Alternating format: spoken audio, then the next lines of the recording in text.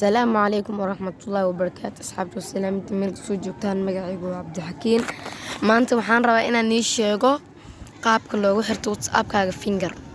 marka hore WhatsApp-kan soo kacsanayna waxaad ku dhufanaysaa qaybtaas kore setting-eed ku dhuf marka aad ku dhufto account marka dhaadid security oo khalad weeyaan security map price meesha ku qoranta price price ku qoran ku dhufatid akasada price ku qoran ku dhufan then hoos wad waxa display finger lock set up de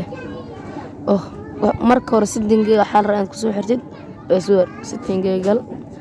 finger button ku soo xirtid kasaba finger button soo jeedid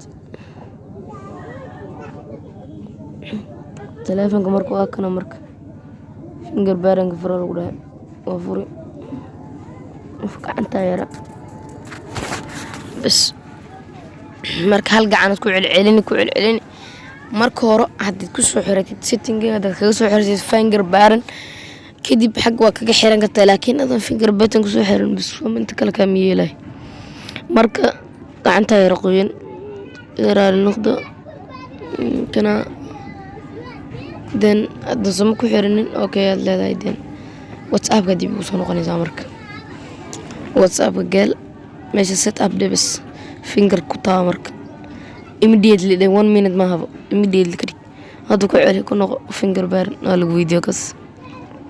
aka hadana ku noqo dan fiir inta soo ka diida laga yaabo dhow laakiin wallahu waa sheekadan tu ciyaar mar labaad iyo mar saddexaad waxaan leeyahay fadlan subscribe